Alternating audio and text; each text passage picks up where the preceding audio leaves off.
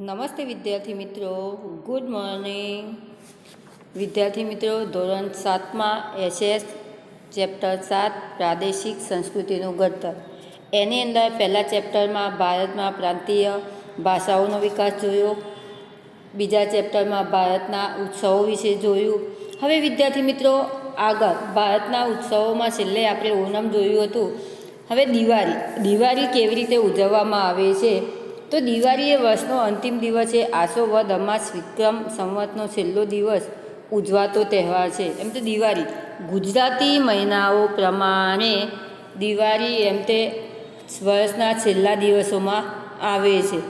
અને વિક્રમ સંવત આસો વદ વિક્રમ સંવતનો છેલ્લો દિવસ એટલે કે વિક્રમ સંવત, કારણ કે આપણે નથી કહેતા મેરેજ પ્રસંગે કંઈક બીજું કંઈક હોય તો વિક્રમ સંવત ઈસવીસન એટલે કે સાલો જે બદલાતી હોય એ પ્રમાણે વિક્રમ સંવત કહેવાતી હોય છે. પરંતુ વિદ્યાર્થી મિત્રો, આપણને તમને આ ખ્યાલ ના આવે તો માત્ર આપણે તો એ કે ગુજરાતી મહિના પ્રમાણે આસો વદ અમાસ, તો એ પ્રમાણે એમ તે આસો વદ અમાસના દિવસે દિવાળીનો તહેવાર ઉજવાતો હોય છે.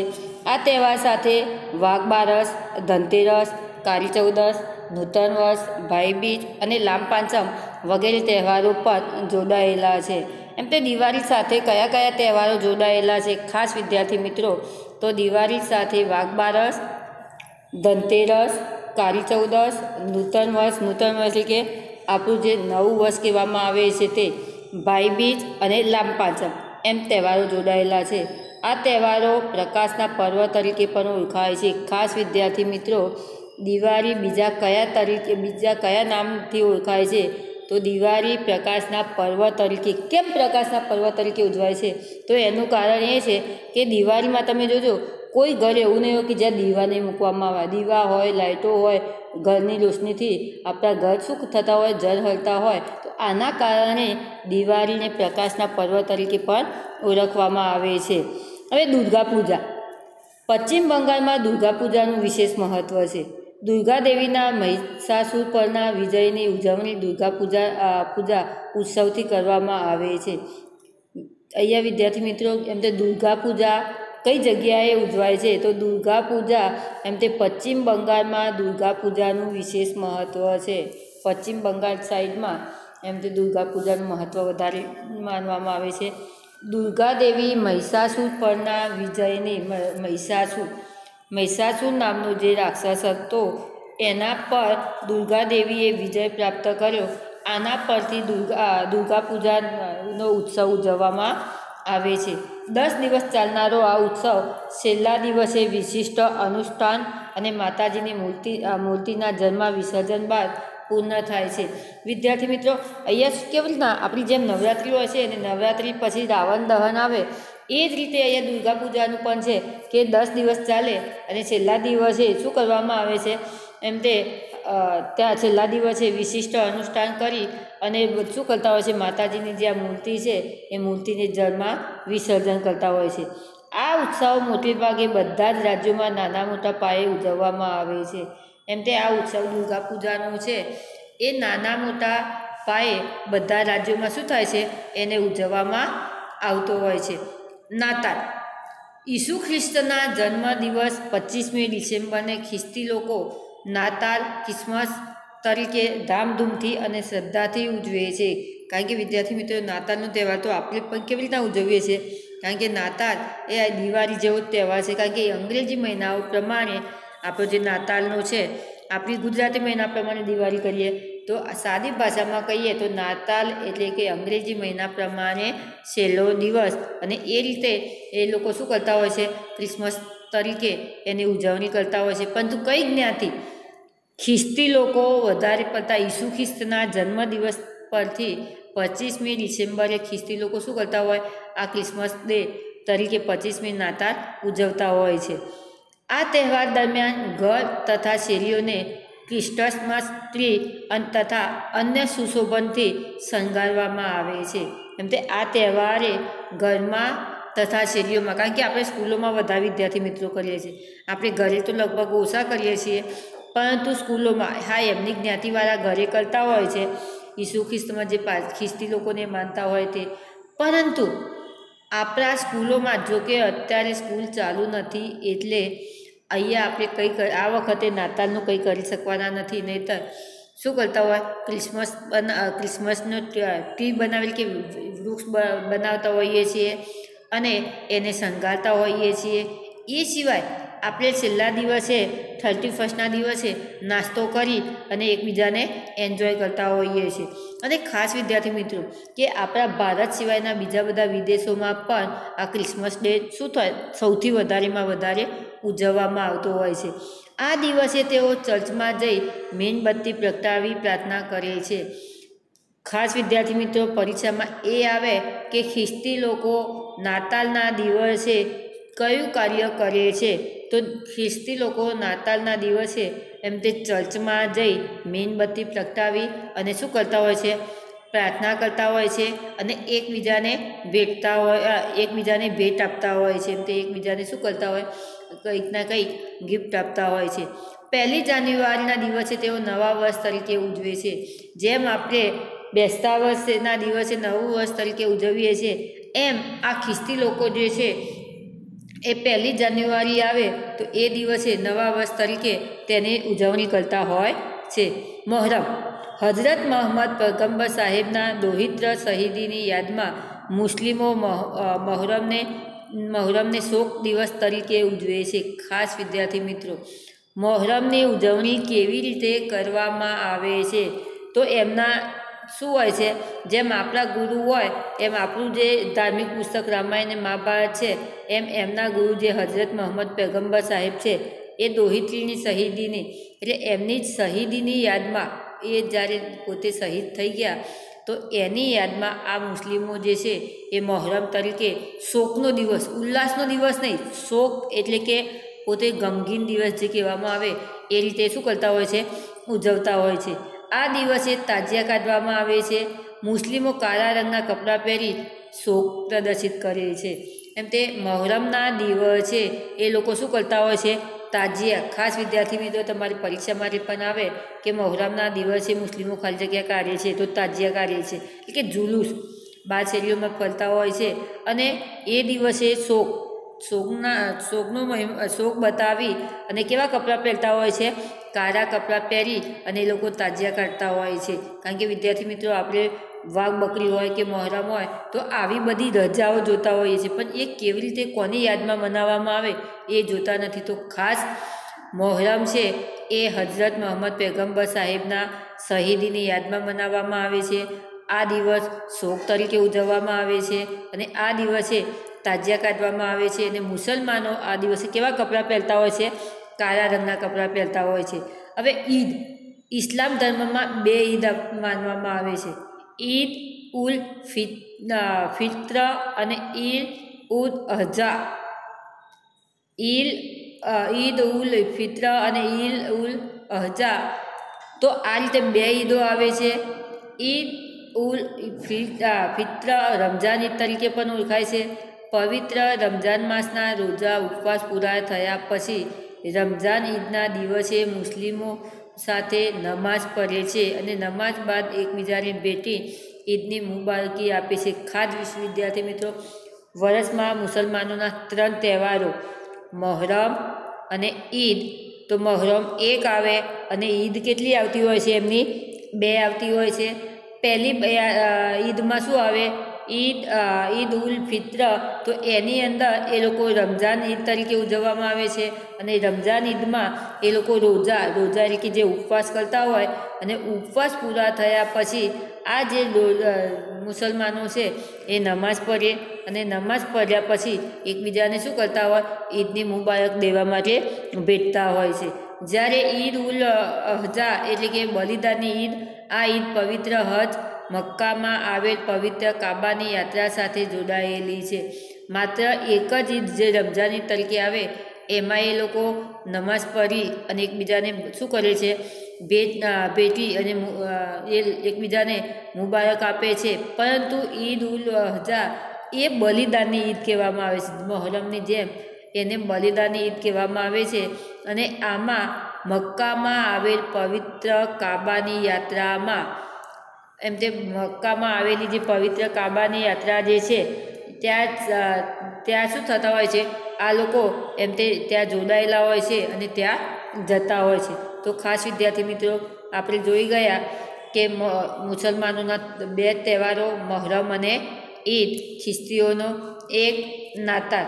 હવે પતેતી એ પારસીઓનો મહત્વ તહેવાર છે.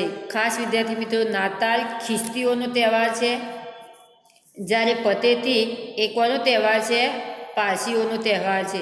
પારસી વર્ષમાં છેલ્લા 5 દિવસનો ધાર્મિક પર્વ તરીકે ઉજવાય છે.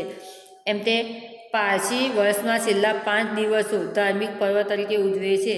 આ 5 દિવસોમાંથી છેલ્લો દિવસ પ્રાયશ્ચિત દિવસ પતેતી તરીકે ઉજવવામાં આવે છે. પારસી લોકો પોતાના દ્વારા થયેલ ભૂલચૂક, ગુના કે પાપ માટે દિલથી પસ્તાવો કરે છે. ખાસ વિદ્યાર્થી મિત્રો અહીંયા કે પતેતી એ પારસીનો મહત્ત્વનો તહેવાર છે. પારસી વર્ષમાં છેલ્લા 5 દિવસો ધાર્મિક પર્વ તરીકે ઉજવે છે. એ કયા પતેતી વિદ્યાર્થી મિત્રો ક્યારે આવતી હોય છે? તમને કદાચ ખબર હોય તો આપણે એપ્રિલ મહિનામાં, તો એ જ્યારે આવતી હોય છે વિદ્યાર્થી મિત્રો, તો એ વખતે વિદ્યાર્થી મિત્રો શું કરવામાં આવે છે? એમ તે એ દિવસે છેલ્લા 5 દિવસોમાં એ શું કરતા હોય છે? પોતાનો પ્રાયશ્ચિત કે પોતે આખા વર્ષમાં કઈ ભૂલ થઈ હોય, કઈ ગુનો થયો હોય તો તેની માફી માગતા હોય છે. અને પાછી પોતાના જે ભૂલચૂક થઈ હોય કે ગુનો થયો હોય એનો શું કરતા હોય છે? દિલથી પસ્તાવો કરતા હોય છે. પતેતીના દિવસે પારસીઓ તેમના પ્રાર્થના ગૃહમાં 11માં જઈ અવેસ્તા નામના પ્રાર્થના ગ્રંથમાં આપવામાં આવેલ પસ્તાવા માટેની પ્રાર્થના કરતા હોય છે. ખાસ વિદ્યાર્થી મિત્રો અહીંયા પતેતીના દિવસે પારસીઓ કઈ જગ્યાએ જઈ અને પ્રાર્થના કરતા હોય છે? તો પતેતીના દિવસે પારસીઓ પોતાનું જે પ્રાર્થના ગૃહ હોય, એટલે કે અગિયારી પ્રાર્થના ગૃહ, એમની પ્રાર્થના ગૃહ કઈ કહેવામાં આવે છે? અગિયારી તરીકે કહેવામાં આવે છે. અને એને બીજા કયા નામે ઓળખવામાં આવે છે? તો અવેસ્તા. તમારી પરીક્ષા કે ખાલી જગ્યામાં આવે તો અવેસ્તા તરીકે ઓળખવામાં આવે છે. તો આવા અવેસ્તા નામના પ્રાર્થના ગૃહમાં જઈ અને શું કરે છે? પસ્તાવા માટેની, કે પોતે કોઈ ભૂલ ચૂક થઈ હોય, ગુનો થયો હોય તો એની પસ્તાવા માટેની પ્રાર્થના કરતા હોય છે. પતેતીના બીજા દિવસે તેઓ નવરોજ એટલે કે નવા વર્ષનો પ્રથમ દિવસ તરીકે ઉજવે છે. એમ કે પતેતીનો જે બીજો દિવસ આવે તો એના દિવસે શું કરે છે? એ પોતાના નવા વર્ષ તરીકે ઉજવણી કરતા હોય છે. હવે ચેટીચાંદ એ સિંધી ભાઈ બહેનોનો તહેવાર છે. ખાસ વિદ્યાર્થી મિત્રો આપણે જોયું કે નાતાલ ખ્રિસ્તીઓનો, પતેતી પારસીઓનો, જ્યારે ચેટીચાંદ કોનો છે? સિંધીઓનો એમ તે તહેવાર છે. ચૈત્ર સુદ એકમના દિવસને સિંધી લોકો નૂતન વર્ષના પ્રથમ દિવસ તરીકે ઉજવે છે. એમ તે ચૈત્ર સુદ એકમના દિવસે શું કરતા હોય છે? આ સિંધી લોકો એમને નૂતન વર્ષ તરીકે, નવા વર્ષ તરીકે તેની ઉજવણી કરતા હોય છે. તેઓ એકબીજાને નવા વર્ષના નૂતનના વર્ષે અભિનંદન કરે છે. તો આ લોકો ચૈત્ર સુદ એકમ આવે એ વખતે એ લોકોનું નવું વર્ષ કહેવામાં આવતું હોય છે. એ વખતે એ લોકો પોતાના નવા વર્ષમાં એકબીજાને અભિનંદન પાઠવતા હોય છે, જેમ આપણે બેસતા વર્ષે કરીએ તે રીતે. આ દિવસે તેઓ પોતાના ઈષ્ટદેવ ઝૂલેલાલની શોભાયાત્રા કાઢે છે. તો સિંધીઓ ચેટીચાંદના દિવસે એમ તે ઝૂલેલાલ, કારણ કે તમે જોજો આખો દિવસ વિદ્યાર્થી મિત્રો સિંધી ઝૂલેલાલ કરતા હોય છે. તો અહીંયા એમ તે એમના ઈષ્ટદેવ જે ઝૂલેલાલ છે એની શોભાયાત્રા એટલે કે સરઘસ કાઢતા હોય છે. અને શ્રદ્ધાળુ તાહીરી પ્રસાદ તરીકે વહેંચે છે, એટલે કે મીઠો ભાત. આપણી ભાષામાં કહીએ તો એ લોકો શું કરે? ઘરે જે ભાત કહેવામાં આવે એ રીતે એ શું કરતા હોય છે?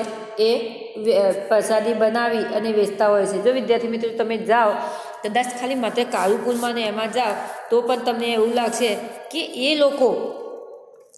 લોકો જે છે તો એ લોકો શું કરતા હોય છે કે નવા વર્ષ તરીકે તો ઉજવતા હોય છે, પરંતુ ત્યારે જાઓ એટલે તમને બધાને ભાત આપતા હોય છે. એટલે આપણને એમ થાય છે, પરંતુ આપણે કેમ ગમે તે હોય તો મીઠાઈઓ આપીએ છીએ નવા વર્ષમાં, તો એ નવા વર્ષમાં મીઠાઈઓ તો કરી જ એ લોકો નહીં, પરંતુ સાથે એમનો જે શ્રદ્ધાનો તાહીરી કયા નામે ઓળખવામાં આવે છે?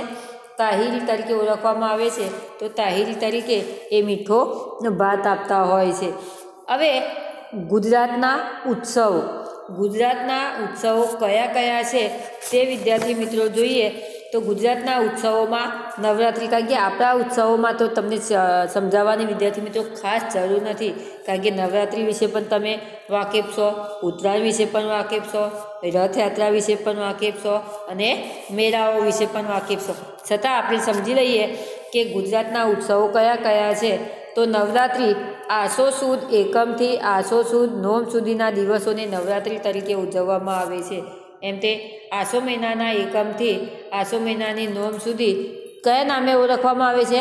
નવરાત્રિ તરીકે ઓળખવામાં આવે છે. નવરાત્રિ એ આદ્યશક્તિની આરાધનાનું પર્વ છે. એમ તે નવરાત્રિ કોના નામથી?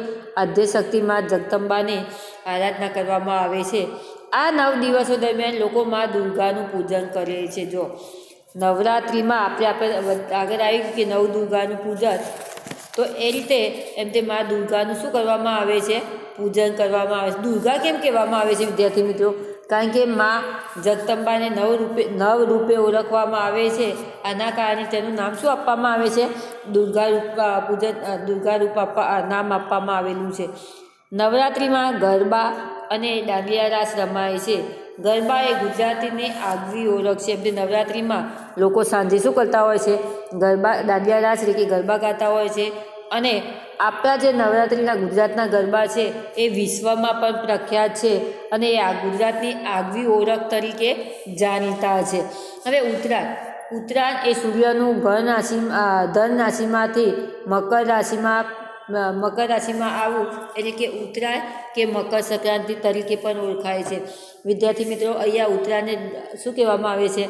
ઉત્તરાયણ એ ધન રાશિમાંથી મકર રાશિમાં આ રાશિ છે, તો ધન રાશિથી મકર રાશિમાં પ્રવેશ કરે છે જ્યારે સૂર્ય, એના કારણે ઉત્તરાયણ ઉજવવામાં આવે છે. બીજું, એને મકર સંક્રાંતિ કેમ કહેવામાં આવે છે?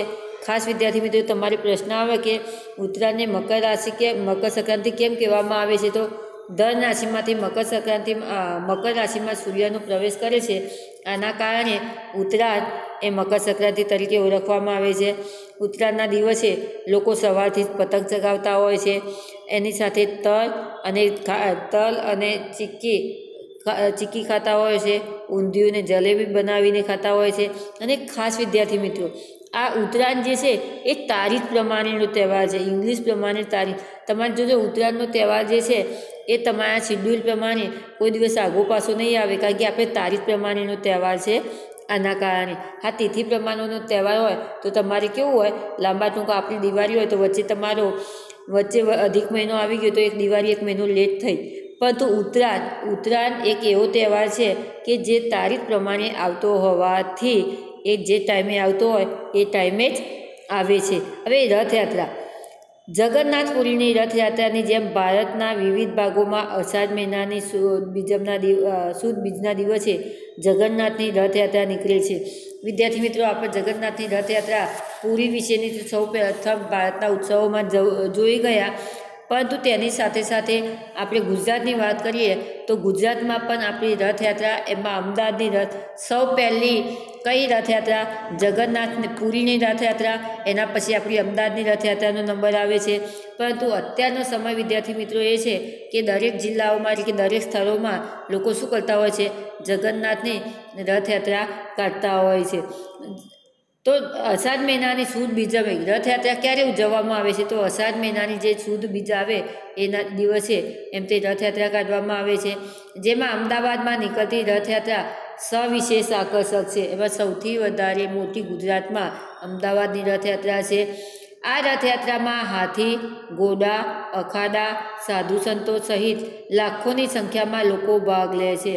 એમ તે આ રથયાત્રા છે, તો આ રથયાત્રામાં લોકો એમ તે હાથી, ઘોડા, અખાડા, સાધુ સંતો લોકો બધા એમ તે શું કરતા હોય છે? આ રથયાત્રામાં ભાગ લેતા હોય છે. પહિંદ વિધિ કર્યા બાદ રથયાત્રાનો પ્રારંભ કરવામાં આવે છે. પહિંદ વિધિ, કારણ કે પહિંદ વિધિ એટલે કે જે 3 રથો છે તો એ રથોની અંદર ભગવાનની મૂર્તિ એટલે કે કૃષ્ણ, બલરામ અને એમની બેન સુભદ્રા. તો આ 3 જણને બેસાડવામાં આવે, તેને પહિંદ વિધિ કહેવામાં આવે છે. અને ત્યારબાદ રથયાત્રાનો શું થાય છે? પ્રારંભ થાય છે. રથયાત્રામાં ભગવાન જગન્નાથ, મોટાભાઈ બલરામ અને બહેન સુભદ્રા રથમાં સવાર થઈ નગર ચર્ચા કરે છે કે ટૂંકમાં રથયાત્રાના દિવસે ભાઈ બહેનો રથમાં બેસી અને નગરની ચર્ચા કરતા હોય છે. તો ખાસ રથયાત્રા ભાઈ બીજના દિવસે થાય છે. અને રથયાત્રામાં જગન્નાથ એટલે કે ભગવાન કૃષ્ણ, બલરામ અને સુભદ્રા એમ તે પોતે રથમાં બેસી અને શું કરતા હોય છે? નગરની ચર્ચા કરતા હોય છે. ગુજરાતમાં રથયાત્રાનો પ્રારંભ કરવાનો શ્રેય સંત શ્રી ઋષિદાસજી ઈસવીસન 1878 ફાળે જાય છે. એમ તે ગુજરાતમાં રથયાત્રા શરૂ કરવાનો પ્રારંભ કોને કર્યો હતો? તો સંત શ્રી ઋષિદાસજીએ એમ તે કર્યો હતો. સોનાના સાવરણાથી રથની આગળનો રસ્તો સાફ કરવામાં આવે છે, તેને પહિંદી વિધિ કહેવાય છે. સોરી વિદ્યાર્થી મિત્રો, મેં તમને હમણાં કહ્યું કે પહિંદી વિધિ એટલે કે બલરામ પછી જગન્નાથ અને સુભદ્રાને જે બેસાડવામાં આવે તે નહીં, પરંતુ જે એમાં એ લોકોને બેસાડ્યા પછી જે રથ છે તો રથની આગળ શું કરવામાં આવે? સોનાના સાવરણાથી રથની આગળ રસ્તો શું કરવામાં આવે? સાફ કરવામાં આવે. તેને શું કહેવામાં આવે છે? પહિંદ વિધિ કહેવામાં આવે છે. હવે મેળાઓ, ગુજરાતમાં જુદી જુદી જગ્યાએ મેળાઓ હોય છે વિદ્યાર્થી મિત્રો. હવે અત્યારનો કોમ્પ્યુટર યુગમાં મેળાઓનું પ્રમાણ ઓછું થઈ ગયું, પરંતુ અત્યારે શું હોય છે કે અમુક જે વિકસિત પ્રજા નથી તે જગ્યાએ હજી પણ એમ તે આદિવાસી જેવા વિસ્તારોમાં મેળાઓનું પ્રમાણ શું હોય છે? સૌથી વધારે હોય છે. તો ગુજરાતમાં વિવિધ જિલ્લાઓમાં યોજાતા મેળાઓ તે જિલ્લાની આગવી ઓળખ બની ચૂક્યા છે. એમ તો ગુજરાતમાં જુદી જુદી જગ્યાએ જુદા જુદા મેળાઓ ભરાય છે. એમાં તરણેતરનો મેળો સુરેન્દ્રનગરમાં, વૌઠાનો મેળો અમદાવાદમાં, ભવનાથનો મેળો જૂનાગઢમાં, શામળદાજી ગદાધરનો મેળો શામળાજી અરવલ્લીમાં, પલ્લીનો મેળો રૂપાલ ગાંધીનગરમાં, ભાદરવી પૂનમનો મેળો અંબાજીમાં, સૈખીજનો મેળો અમદાવાદમાં, ગોળ ગધેરાનો મેળો ગરબાડા દાહોદમાં, ચિત્ર વિચિત્ર મેળો સાબરકાંઠામાં, માધવપુરનો મેળો માધવપુર પોરબંદરમાં અને મીરદાતાનો ઉત્સવ મુબારક ઉનાવા મહેસાણામાં જાણીતો છે. તો આ બધા જે મેળાઓ છે એ જુદા જુદા જિલ્લાઓમાં જુદી જુદી રીતે જાણીતા છે વિદ્યાર્થી મિત્રો. કારણ કે અહીંયા આપણે વૌઠાનો મેળો અમદાવાદમાં છે, છતાં આપણે એને પણ નથી જોયો. પછી આપણે તો ખાલી માત્ર અંબાજીનો મેળાને વધારે અનુભવ છે વિદ્યાર્થી મિત્રો, કે અંબાજીમાં પૂનમે લોકો ભાદરવી પૂનમે જે દર્શન કરવા માટે જતા હોય છે, આના કારણે આપણે એની મેળાની વધારે આપણે જાણીતા છીએ. બાકી મેળાઓ તો કોને કહેવાય વિદ્યાર્થી મિત્રો, કે બધા ભેગા થાય. આપણે તો જન્માષ્ટમીના મેળાની જ ખાલી વાત કરીએ તો એમાં અહીંયા નહીં પરંતુ ગ્રામ્ય વિસ્તારોમાં એ મેળાઓમાં જઈ અને લોકો શું કરતા હોય છે? ખાઈ પી અને માત્ર ફરતા હોય છે. એટલે કે ટૂંકમાં મેળાઓ કોને કહેવાય? કે લોકો ભેગા થાય અને ખાઈ પી અને મોજ મજા કરે, તેને શું કહેવામાં આવે છે? મેળાઓ કહેવામાં આવે છે. તો વિદ્યાર્થી મિત્રો, અહીંયા ગુજરાતના ઉત્સવો પણ પૂરા કર્યા. હવે ભારતના મુખ્ય શાસ્ત્રીય નૃત્યો કયા છે તે આવતા લેક્ચરમાં જોઈશું. ધન્યવાદ.